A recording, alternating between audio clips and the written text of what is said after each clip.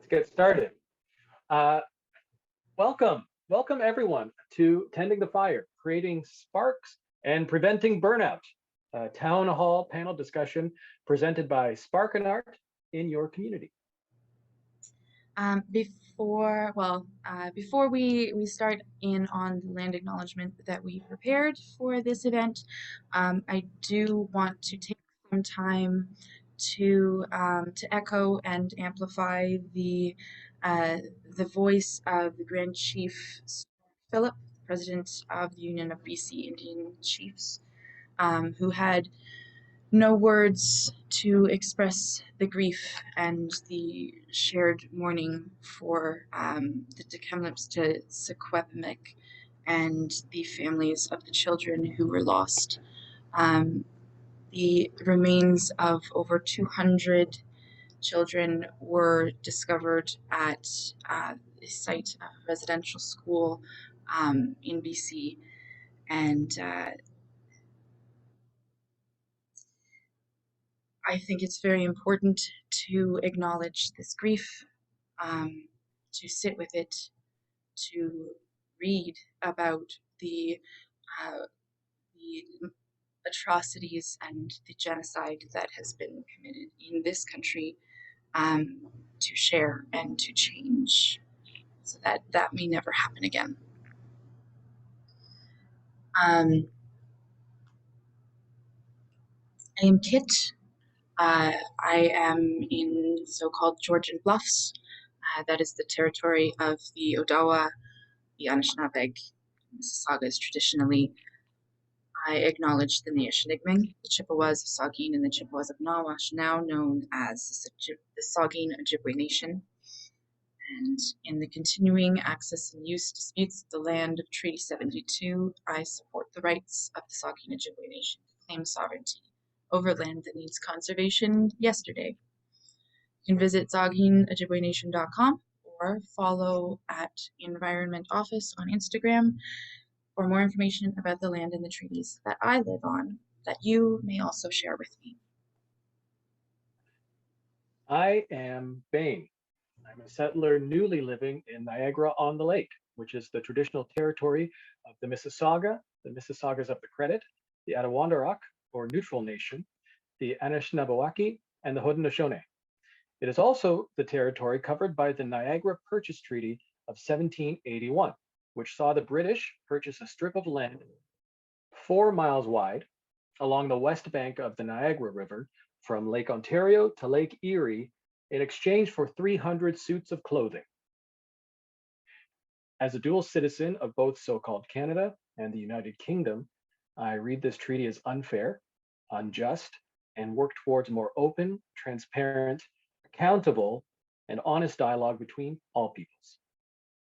Hi, I'm Max, and my pronouns are they, them, and I'm a settler who is currently living in what is now called Toronto, also known as Toronto, the gathering place. People, stories, and art have gathered on this land since time immemorial, including those of the Anishinaabe, the Wendat, the Chippewa, the Mississaugas of the Credit, the Haudenosaunee Six Nations Confederacy, and many others recorded and unrecorded. Growing up, I am from what is now known as Princeton, New Jersey, but I was never taught the history of that land. I never heard the stories of the Lenape people, nor of the Treaty of Easton. We encourage everyone to dig a little deeper into the stories of the land that you inhabit, to acknowledge the injustice of colonization, and to uncover the wisdom and relevance of diverse cultural history. One way to do this that we explored in our Sparkin Art studio was to go to nativeland.ca and see where you live, what treaties govern the land you live on, and what languages have been spoken on this land for thousands of years. Before we start into the conversation, before we dig into some of the things that we want to discuss as a group and as individuals, we want to send a big thank you to our funder, the Laidlaw Foundation, which we could not have done this without the Laidlaw Foundation. So thank you. We also want to thank our supporters and including our host company and our mentor, Sheater, and people like you, because by being here, you are demonstrating your support and interest in community arts. Thank you. Oh, we have so many people to thank, and I am full of gratitude always. So we're delighted to be able to host this event as Sparkin Art. We are Sparkin Art, the three of us who have spoken, and hopefully we are sparking you to be part of Sparkin Art with us. Sparkin Art is a digital art studio that was launched in January 2021. We will continue to provide free, accessible workshops, creation and performance spaces, along with financial recognition for artists of intergenerational, non-urban base in isolated, rural, or marginalized communities. I am Kit. My pronouns are they, them. And I am the communications coordinator. So I write emails, support programming, and host events like this. I am Bain. My pronouns are he, him. I am the administrative coordinator. I like schedules, agendas, and I am not terrified of Excel spreadsheets. Let's. Hi, I'm Max. My pronouns are they, them, and I'm the technical production coordinator. I set up our digital studio space, I edit our videos, and I serve as your friendly neighborhood Zoom fairy and tech support for this town hall. And thank you all for your patience while I was Zoom fairying for myself. So we know this is a long intro. We want to make sure that everybody is feeling comfortable. And we understand that discussions like this can sometimes get a little heavy, especially when dealing with mental health and community.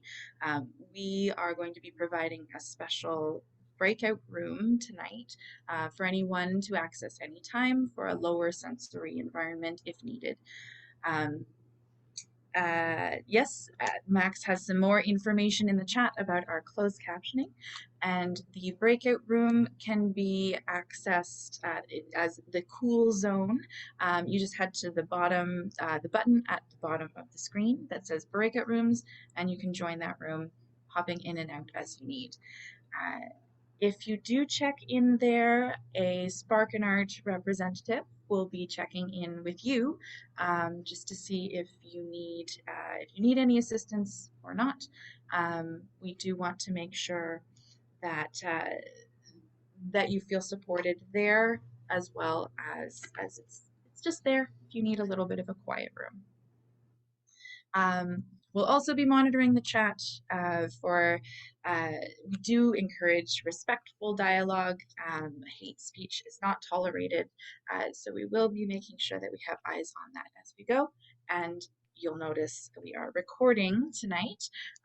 The recording will be used for future reference and for Sparkin Art development as we start in on some new programs for our future together.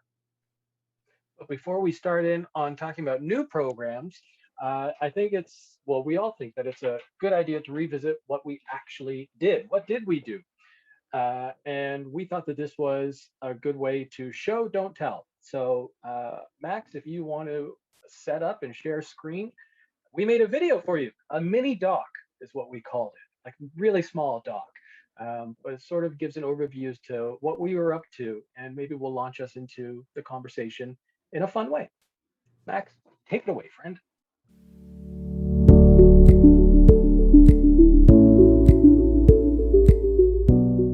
When we first said the name Sparkin Art, we really had no idea what it would become. What we did know was that we needed a place to be creative together, an evolving and adaptive digital art studio that could survive the regulations of a quarantined community. Overnight, art had been deemed unessential.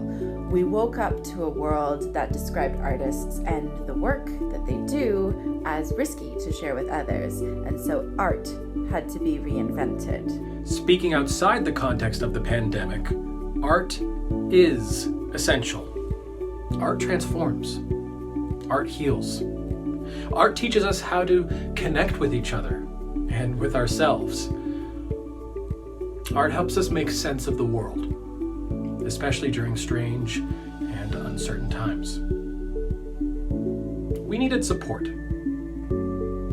One of the biggest challenges to artists was to become their own independent production companies. We gathered online, and we strengthened our team in order to turn our digital dream into a reality. What did we do?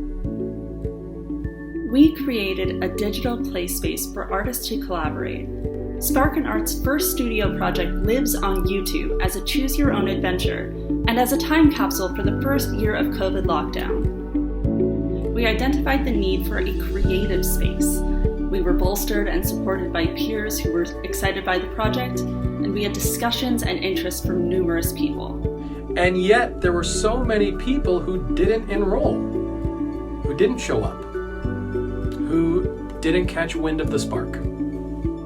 So, what did we miss? Where is the gap, and how can we identify it?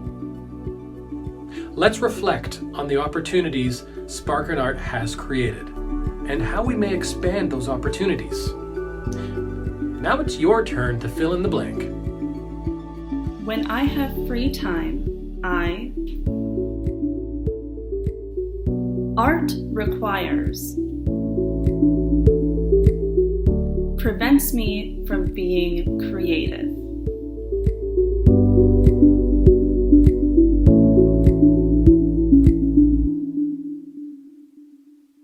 Thank you. So we have a lot of questions from what we learned, and the studio opening up in January gave us a huge perspective on what kind of programs we could offer and what kind of programs we needed to offer.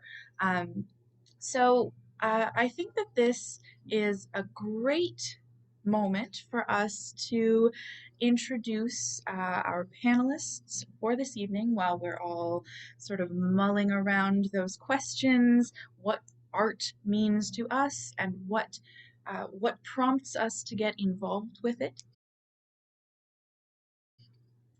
So I would, we have 4 panelists to discuss some pressing community art questions with us this evening.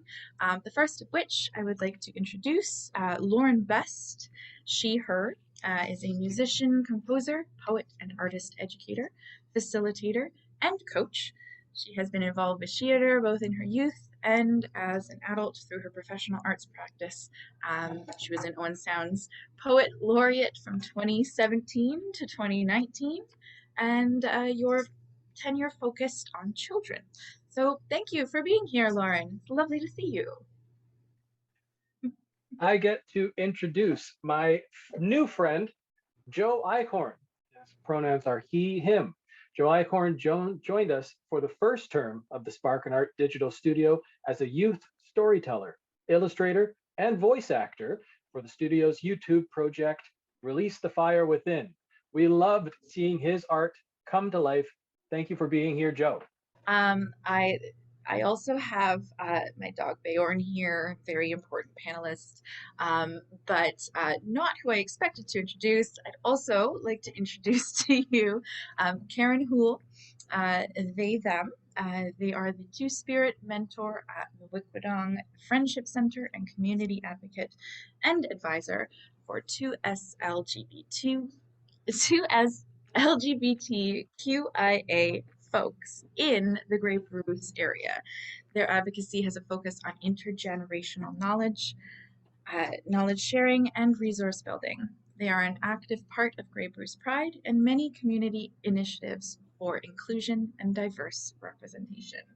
Welcome, Karen. Lovely to have you. Thank you. And finally, our 4th panelist is Deanne Holman, pronouns she, her.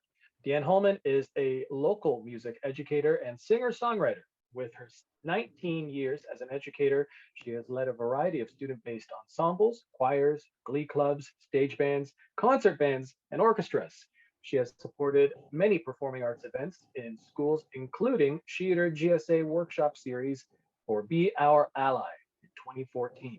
Deanne uses her role as an educator and a singer-songwriter to support diverse voices within schools and within the broader community. Deanne, thank you for being here. Wonderful. So we're going to open up our first level that sort of talks about a little bit of the free time aspect of our questions. Bane, do you want to start us off? Sure. Uh, so our opening statement for this whole panel discussion. What does art look like for youth and community in rural Ontario during a pandemic? What did we learn? And how can we best support more work like this that helps to empower youth in our communities? So let's talk about what is essential about art. So here's our first sort of question dive in. Here we go. My question is, panelists, how have different art forms and media affected you personally through the pandemic? How could you call it essential? So what are some essential art that you've engaged with? And feel free to jump right in, anybody. Sure, I'll jump in.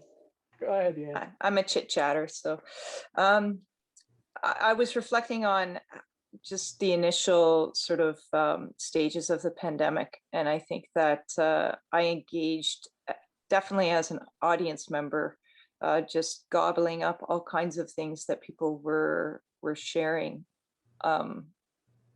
Just some of them were stories. Lots of things went viral very quickly. Some of them were like orchestral, or people in their own little apartments playing in their own little bits and pieces, and it just seemed to be actually a big tidal wave of expression. And I know at the very beginning for myself, just processing, like you said in your intro, when things change, sometimes for us, art is our way of understanding what's happening. And I would say I had a spur of creativity at the onset of the pandemic. And probably that was because all of a sudden there was a little bit of time that was also given. But as the pandemic has continued, I would say that creativity for me personally has gone very much in the opposite direction. And I also found that engaging with youth, that at the very beginning, there was sort of this, I think we were all very eager to try technology as a way to connect. And then when we hit many, many barriers, the participation dropped off pretty quickly as well. So I can speak, I was running a youth orchestra, and we were very excited to go online and try to pull different instructors. And then just the frustration of trying to play music together in an online forum. It didn't take long, and we went from 22 members to, a handful. So I think that's just some very quick summary of my experience so far as a creator, but also as a teacher or an educator within the pandemic. And it's always interesting to witness those trends as they sort of take you from one mood to another in a time of pandemic, of a time of emergency that is prolonged over a state. Lauren, would you like to speak on your experience with teaching classes and how that may have affected your practice as well? So I too was thinking about how it changed, how my experience with engaging online changed, and engaging in creativity offline too, changed over the course of the pandemic.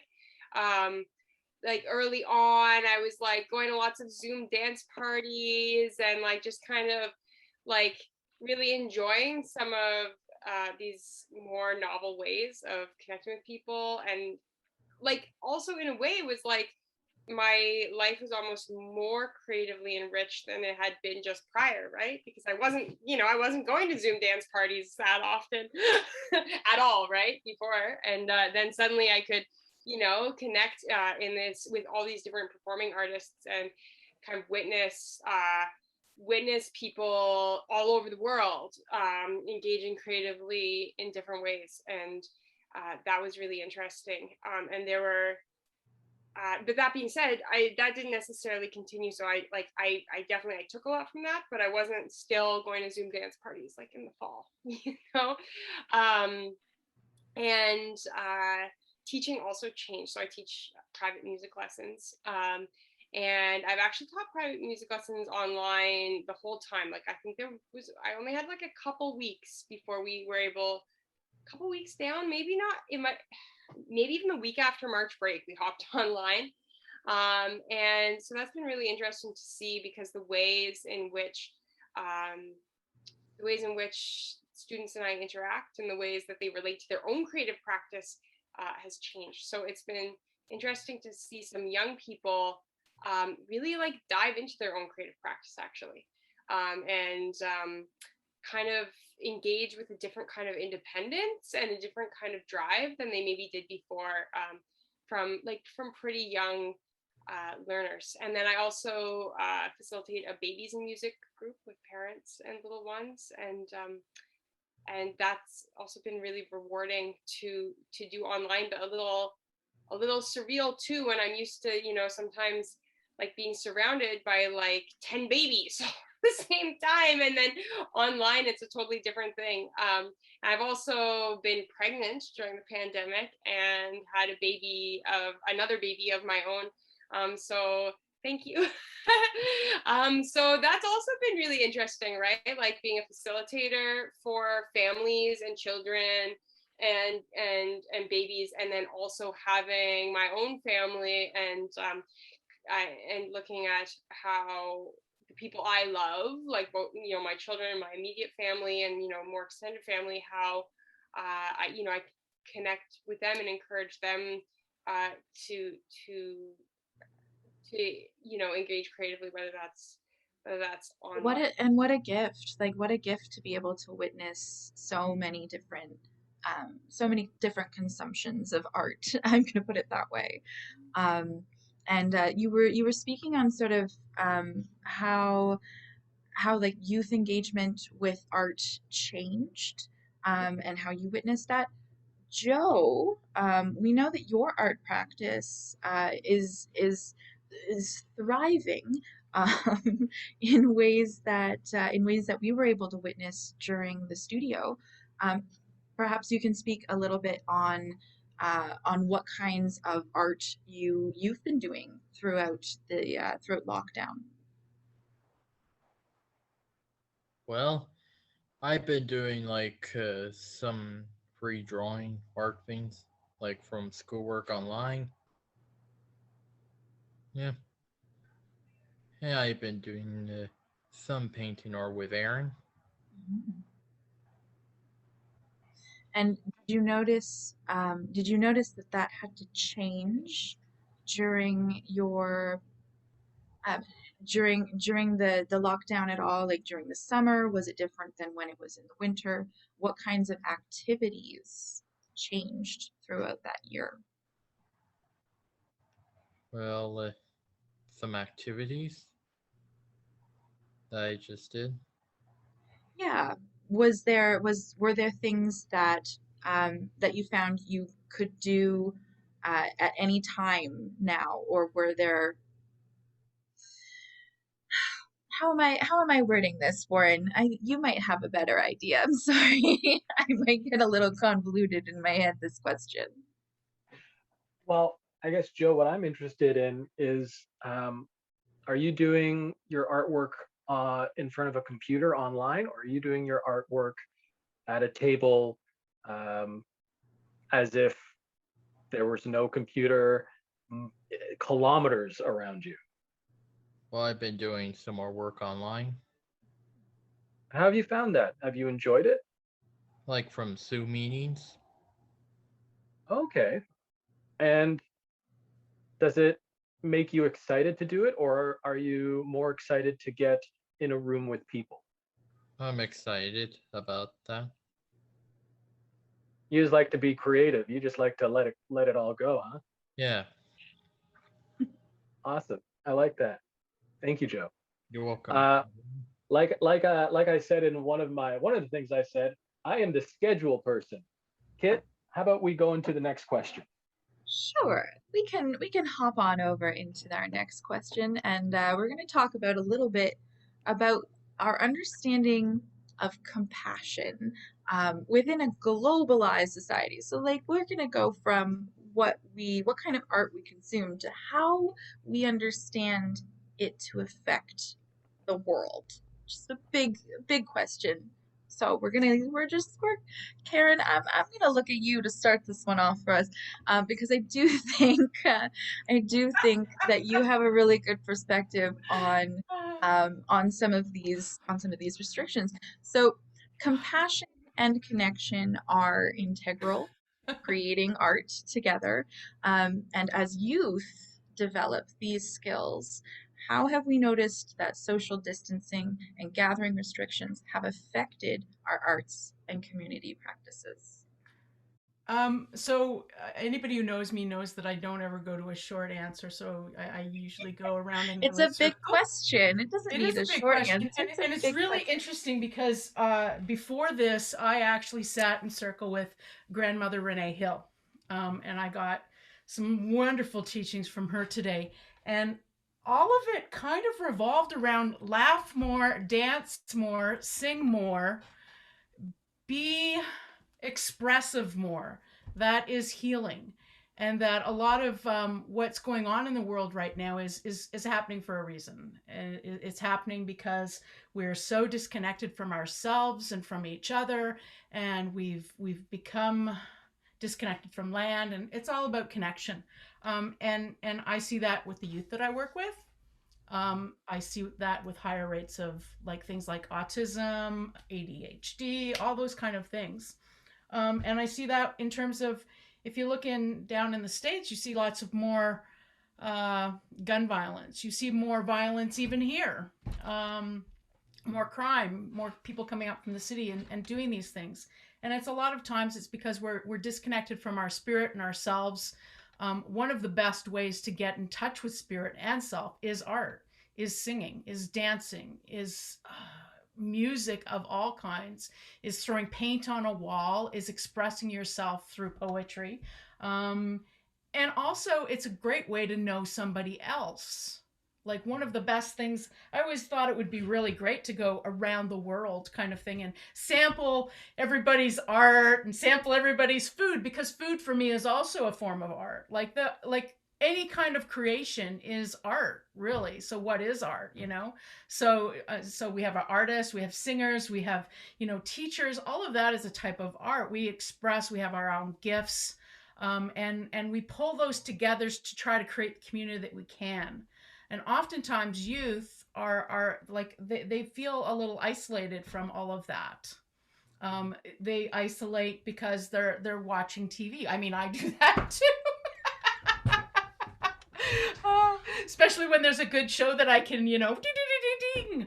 But the more we connect with each other's art and with our own art, the healthier our society will be. And that's why I think it was Warren that talked about how, in that little video, how art was deemed unessential. And that's been happening for years and years and years, where funding has gone down, and that's why it's so important to get music in the hands of, like, my thing is music. I mean, I do sometimes throw paint on a wall, but as you see back there, my way of self-care I was gonna ask, music. who here has thrown paint on a wall? I think, What? yeah, hands up if you've thrown paint at a wall. And if you have you ever seen someone throw paint at a wall? I think that witnessing that is part of art, and what art might Yes. need or crave is And people stop judging what that art looks like going on that wall. Stop judging what that poem coming out of your mouth is. and Stop judging that singing, because it's all beautiful art, an expression of spirit. Yes. Thank you. Thank you. Thank you. I think that that's sort of like that wraps that that big question up kind of nicely. And it I think it also gives us that hope for for finding reason to make it better for future generations, for other people other than you. Joe, you were saying you do art with your friend Erin, and being able to be creating in a space with somebody else has a different feel than just creating on your own, doesn't it? Yeah. Yeah, so this sense of community, um, I think that I think that we can all agree that art is something that can bring community together, and that it is essential to a well-being and a feeling of hope for the artists and the community members who are creating and witnessing this. Um, and so there's also quite a lot of feeling of exhaustion, because it is exhausting to try and create in a time where we are only allowed to do so online. Deanne, you were speaking of attendance just dropping uh, for digital orchestra, and the necessity of perhaps keeping the fire burning. How do we find how do we find the impulse for that? Yeah, Uh, it's a good question. Is that a question to me? I No. mean, Or to everybody. that's the big question, I guess. Yeah. But we have a smaller version of that, don't we, Vane? Yeah, I mean, it is our next question. It's sort of why we're here. Like, what are the strategies to avoid burnout? Like, how do we recharge? If we've been using a lot of imagery with Sparkin Art and embers and tending the fire, and sometimes our fire feels a bit low. So how do you Deanne, what do you get up to? How do you avoid the burnout? Or do you allow the burnout to happen and build a new fire? I don't know. That's a good question. I think those are pretty personal circumstances for people. As a, I balance a little bit of everybody's got a lot to balance, I should say. I think also within this pandemic, perhaps others have had people to care for. I certainly have. You know, they're depending on your family dynamic. So there's that to consider too. So there's been more need in the family. And so there's been more time that's been needed there in supporting my mom in particular. Anyhow, so there's that to consider. And then for me, again, personally, I've had, as a teacher in a school system, I've had about 8 different schedules this year just because of what we call pivoting. So there's a workload concept, and I teach 377 kids. So I always have that on the go that I have to balance. And then also I have to balance the fact that I do like some time to strum a guitar. And I do a lot actually within the community. Whether it's the youth orchestra that I was sort of spearheading, or it was, I'm actually a board member for Theater. And I also sit on a committee called Channeling the Bruce, which is, we're just slowly building. And Karen, I've never met you before, so this is also wonderful, right? Why we participate in these things, and Kit finally putting a face to the name. But Channeling the Bruce is a committee that's trying to build artists, educators, and local Indigenous elders and artists. Where our hope is to bring more of us together. And so how do you not burn out? It just sort of, you know, you have to be honest with yourself and sometimes say no to things. Whether it's some meetings that come, you know, offered, I might have to say no, and recognize that the thing that fills up my bucket right now probably the most is being outside, because, you know, I teach online. So I need to be outside. And I wonder too if that's what's happening as well with many youth. They have to learn online. So when they have their free time, how do they choose to use it? And that's my answer. It's a great answer. It's a great answer. Go to nature, get outside, experience recharge in a time where you're not getting it from the regular sources that you have come to expect. Um, Lots of wisdom in that, and saying no. We're very glad you said yes today. Thank you. um, but the act of saying no can be very empowering. Um, uh, Joe, may I call on you to see what are three things that you do to feel that recharge, to get your energy back? Hmm. To like start doing some school online stuff and yeah, and do some baking. Baking. What do you bake? What are you baking these days, Joe? Well, I've been baking cookies, cupcakes, donuts, yeah. Amazing.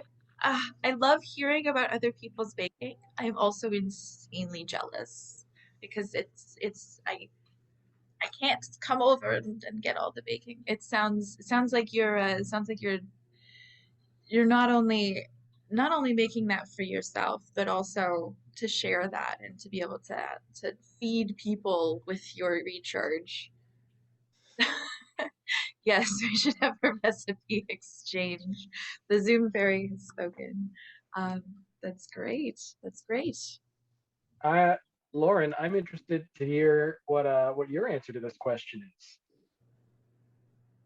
So I was thinking about how in some ways, like the needing to stay home more and not having work be in physical locations that I have to drive myself to as much, kind of helps me avoid burnout in the first place. So it's this sort of two-sided thing where on one hand, like being online is its own kind of draining, and not having social connections to recharge in that way is its own kind of draining.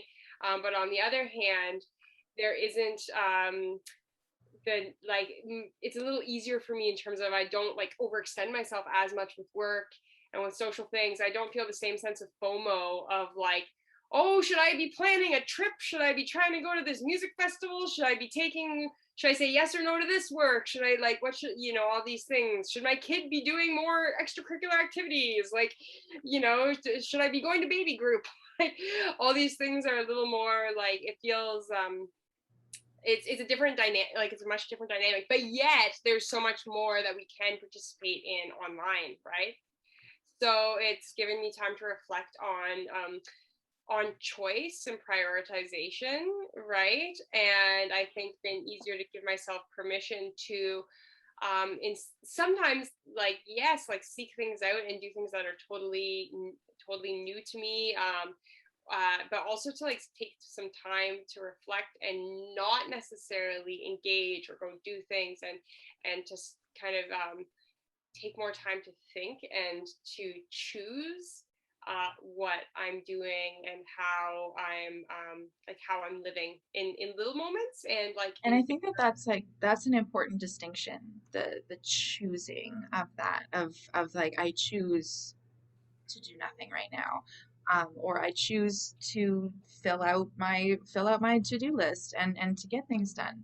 And that's a really interesting perspective of being able to say, like, subvert that and say, like, but here are all the things that I don't have to worry about, and reflect on that. Beautiful advice. Beautiful advice. Um, Karen, I'm going to bring this question for you to sort of wrap up this portion for us, if you may. And perhaps you have some. I'll give it to you. Like, what are your top three things too? We can keep it. We can keep it nice nice and short. If You try to keep me short. you want. If it doesn't always happen.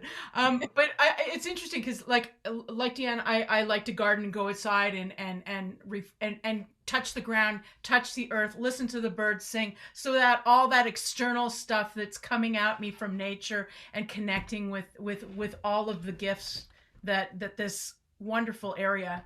I was thinking about your land acknowledgement and how I also want to acknowledge the birds, the trees, the rocks, the ground, the worms, all the little creatures out there, the birds that wake me up in the morning and give me song and ideas for songs. It's like, so all of that beautiful earth kind of stuff is, yes, totally. But then I also want to appreciate myself and really check in with myself. And, it's like, laugh, make myself laugh, touch my head, splash the water on the face, check in with myself. How am I doing? Do I need something? Do I need to eat the ice cream? Do I need to eat the vegetables? Do I need to, like, what's going on for me? So yeah, more vegetables for Karen. But, so it's very much like a check-in with myself would be like number 2. And number 3 would be grateful for my friends and be grateful for the people I work with and be grateful for the lovely community people that are around that do so much for everybody. Be grateful for the youth that are out there that have just such energy. Some of them make my skin spark, kind of, that they're so amazing. So yeah, be grateful. Those are my 3. my goodness. Oh yes, I all of that energy is just, that's beautiful. Thank you. Um, whew, I'm feeling invigorated just talking about it, just thinking about it. Like that helps. That helps me. Does that help you, Bane? Oh, yeah, I love it, and I think we could have like sort of titled this whole thing like burnout and balance is sort of something that I heard, and I also, Lauren, I loved what you said. Uh, choice and prioritization is another, like, there's all these 2 words that live Cookies together: and muffins. cookies and muffins Cookies and and cupcakes, cupcakes. vegetables and ice cream. Yes, it's valid. and But and I think, and it's interesting, like, to recharge, everybody's talking about going outside, like going outside or doing things that are tactile, things that are literally grounding us when we get that soil in our hands, that we need to feel that groundedness in a place that we're interacting like this a lot. It's interesting. Thank you, panelists. That was thank you. Yeah. fantastic. Thank you. You made it through the hot seats. Well done, well done. Woo! Are going to open up a little bit of a bigger discussion now. So all of you waiting patiently in our gallery at the moment, you'll be invited to join this discussion. Whether you would like to type a question in the chat, use your emojis, or if you would like to be on screen, you can raise your hand, or it might be easy to do in gallery view. I'm not sure which one we're gonna do. Gallery view. I'm gonna do that, and I'm gonna see if someone's nodding at me. Okay, great. We're gonna sneak into gallery view then. And one of the things that I do want to sort of start this group conversation off with is that feeling of impulse, of following our impulse, and perhaps sort of make a little note in yourself about if you feel guilty, if you choose to do art over something else in these times. So if you Take a have an little idea, moment. Take a little moment. jump in or raise your hand and we can sort of sort out people that way. Yeah, if you have something to contribute to that feeling of perhaps when you're choosing to do art in your free time, how are you overcoming any of those other impulses?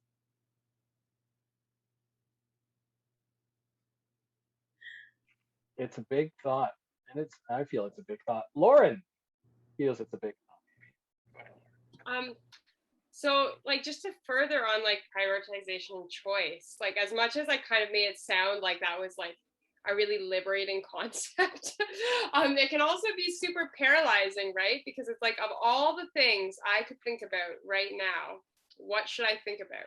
And of all the things I could do, what should I do? And of all the things what I do could say, what should it say? And you know, and so like as much as I often try creating sort of like open-ended ways, and that's exciting. Like there's kind of all these different layers like of choice and of priority, right?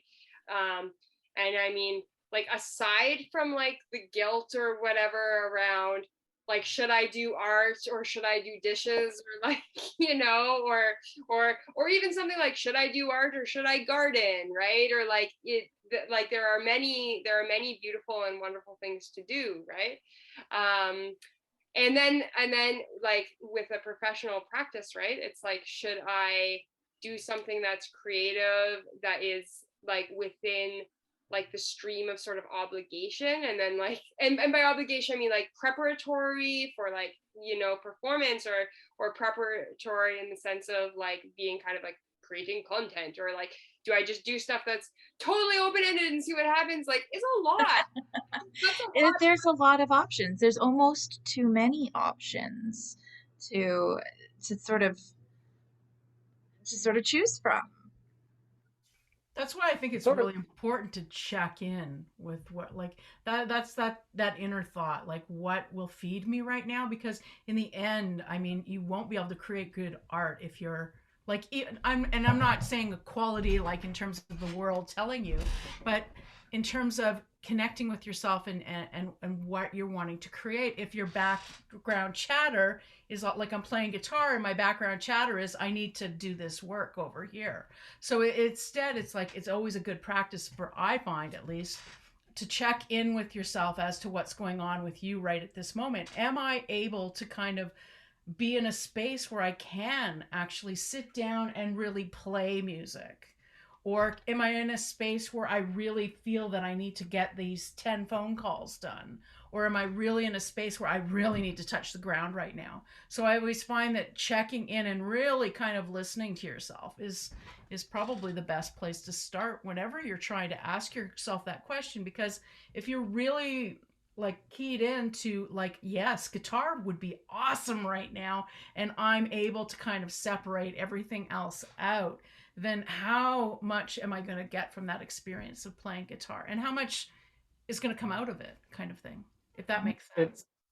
It sort of makes me think sort of what Deanne was saying, that I'm picking up on in the power of saying no.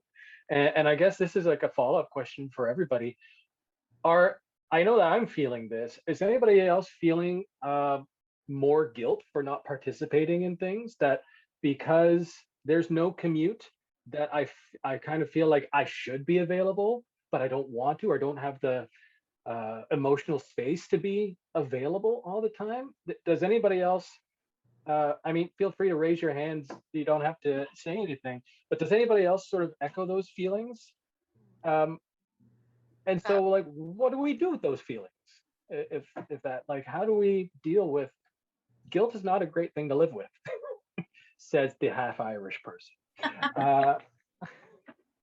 So how do you recognize that, and I'm gonna how do you set boundaries? I'm gonna extend the invitation to conversation to our on-screen friends, and Katrina, if you'd also like to contribute to that, also feel free. But how do you folks deal with that feeling of, yeah, Richard, please.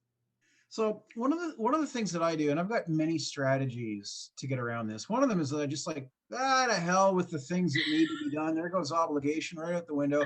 And so this house is a pigsty. And I feel what chaos, beautiful chaos. Absolutely. This house is an absolute pigsty. And I really, like, we cannot have guests. We cannot have guests. Nobody would be allowed to see the slovenly crap that we live in. But you know what? Because of that, I'm actually getting the stuff that I want to do, I'm getting it done. And it's always so tempting.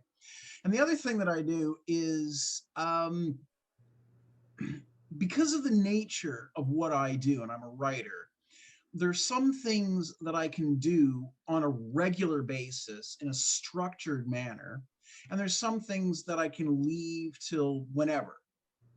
So every morning I get up and really early, and I've created a routine for myself, and routines can help.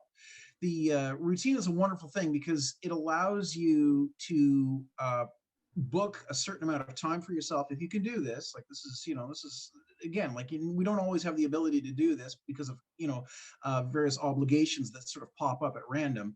But if there's a way that you can create some sort of routine, and stick with it as much as possible, don't beat yourself up if you can't, stick with it as much as possible, and you could book off a certain period of time to do a certain thing. So what I do is I get up fairly early in the morning, and that's when I get most of my reading done.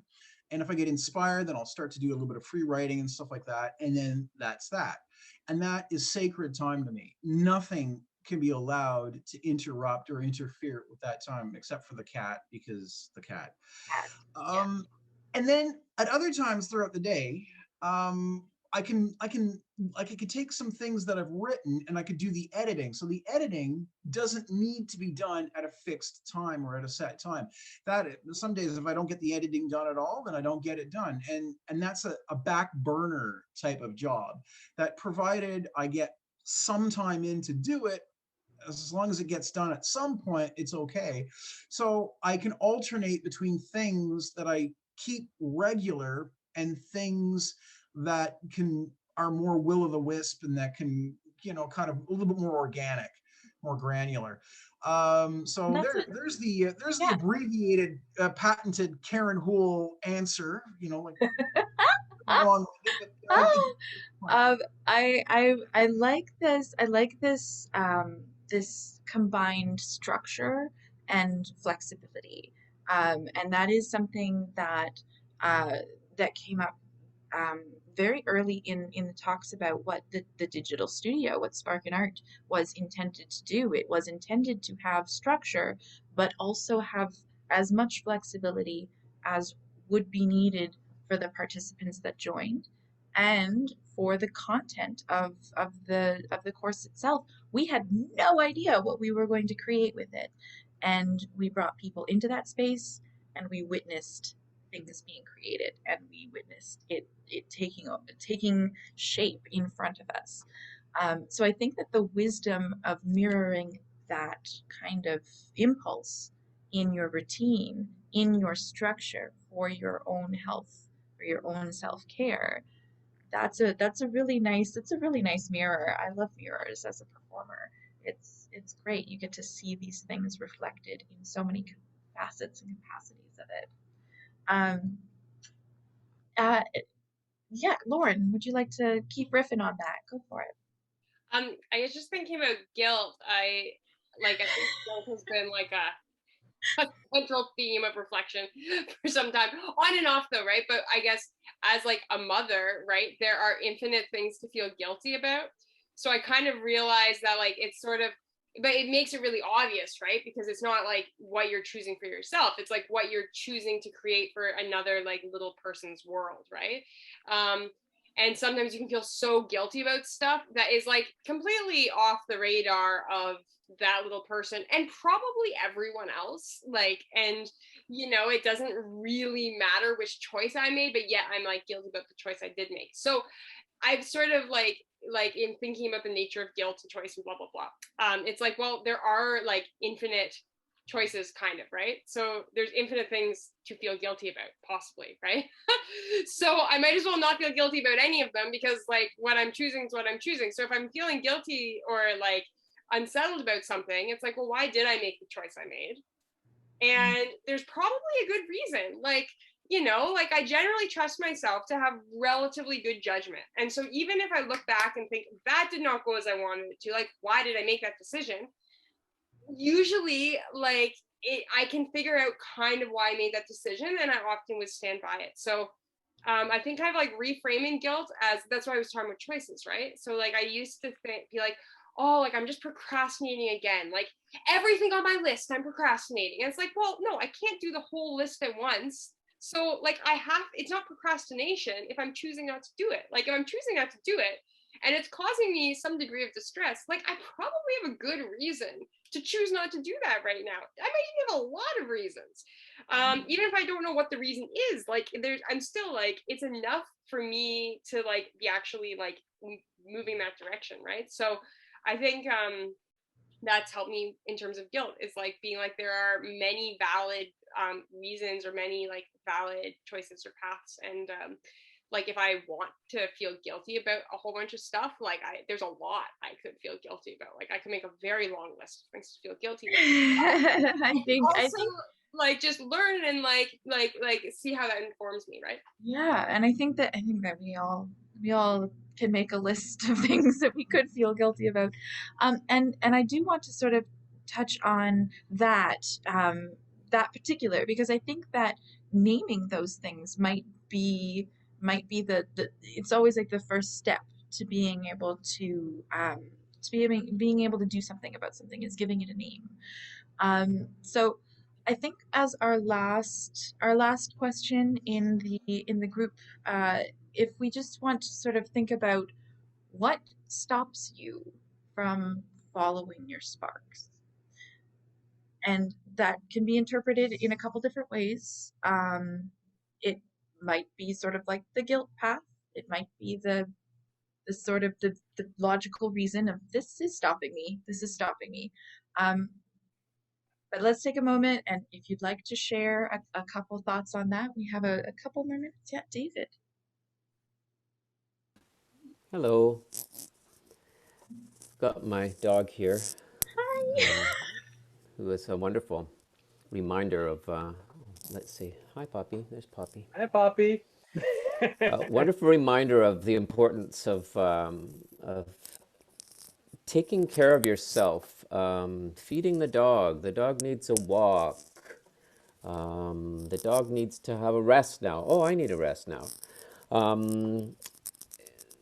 Very important to have friends and family to help you balance, whether that family includes puppies. To be, Karen and other people talked about, Deanne talked about gardens and nature. Joe talked about cooking and food. All very, very important. I think that I sometimes feel sad that I can't do certain things or be in as many loops as I want to be caught up with great things that I hear are going on, whether it's online or, well, that's where it is, isn't it? Online. But at the same time, I'm doing something else. I don't think that that my responsibility to myself as an artist or to my circle as a good friend or a family member, those things shouldn't be in conflict. And I think that if I'm really taking care of myself, then I put myself in the best possible position to make art that is going to be resonant, and that I'm going to feel great about. And otherwise, I'm going to be spending my time doing something for somebody else that I care about that might need me. So I think that some of the blocks are systemic. I can't do certain workshops. I don't have the bandwidth, and I'm not allowed to go into town to take bandwidth from somewhere else because it's not deemed essential. That will change. I think that some of it is emotional and psychic, and again, that block, it can be a temporary block, and we need to be aware of all of that. So I think there's the big blocks, which are global. At the same time, I feel very privileged that I have this wonderful place to live, and that I have not been touched directly by COVID, and most of my family have been fine. But there are so many people that are feeling this so much more. Can't even find the words. Emphatically, than I am. We are feeling, some of us are feeling the effects quite lightly, and yet that is enough to throw you off course. So I think I have a great deal of empathy for people who are working frontline, and art can be made about a huge event like this in the years to come. Right now, I think our job is to take care of ourselves in whatever way we can. And Lauren mentioned something very, very apt in the chat of perhaps it's not the time for the flame to take hold yet. And that feeling of incubation and nurture um, has that gratitude, has that warmth to it. And I think that you're so right, David. There are so many ways that we have to check in with ourselves to make sure that we are where we need to be. So thank you so much for chiming in on that. Karen, is it please, yeah, go ahead, Karen. Just talking about that is talking about, sometimes we forget that there's cycles to things. There's taking time to bring things into ourselves. There's time to, it's like our bodies. It's not to be gross or anything, but there's a time to eat. There's a time for it to digest, and there's a time for it to come out. But you do need that time to take things in and to be inspired and to feel things and to and so like every time there is a season kind of thing. I think sometimes we forget. Winter's to rest, spring is to kind of bring that kind of those ideas in, and then summer, we forget these kind of sways, and I'm rambling now, so I'll stop because I'm a good rambler. I think we all miss rambling a little bit in public. I do, before we close the space formally, we do have a little bit of of a surprise, which is also just it. We are in constant state of trying to archive this process and trying to write down this process of community learning. So Max, our wonderful Zoom fairy, has been putting together a live transcription of this talk as we've been talking, and we'd love to take a moment to show you what that looks like. As it's going to be part of our continuing development of programs and output and content, as you will. So Max, if you'd like to show us what you've been up to. Yeah, so I just want to give a bit of context. You saw earlier in our video that we had used kind of a lot of what seemed to be Post-its on a wall, kind of similar to our talk earlier of throwing paint at a wall.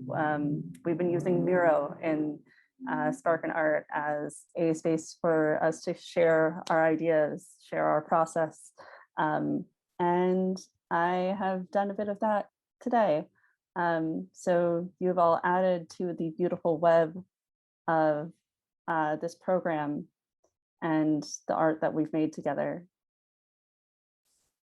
So here's just a little tour of my hasty notes. And what's beautiful about this archive is that it is incomplete. There is a lot of care and a lot of tenderness and a lot of holding of self and of others that we've had today. And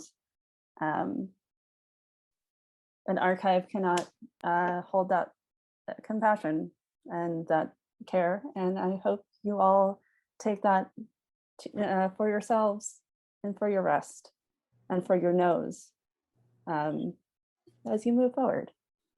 Thank you so much, Max. Thank you so much, Max, for creating that in behind the scenes.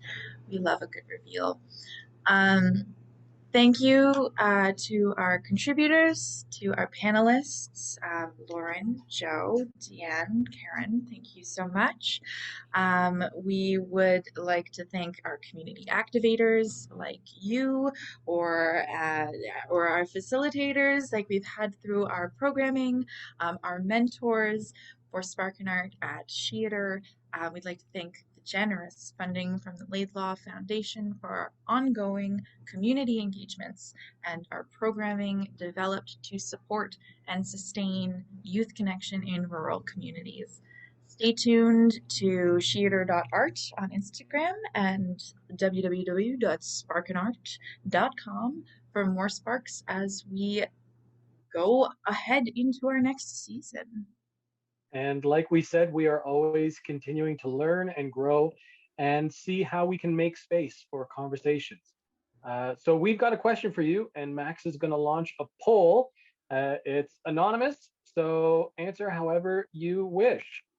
Go ahead, poll. Do we want another town hall? Wonderful. Thank you for that. Well, thank you.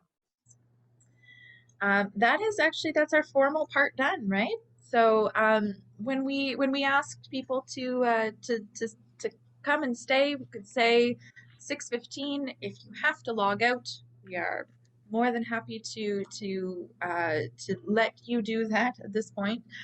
We are also very desperately missing the milling around and chatting with folks that theater spaces and cafes and all of these communal places used to give us. So we are prepared to keep this space open for a little bit. If you have more for the conversation, if you have more to contribute, or if you just want to say hi, we can do a little schmoozing, yeah?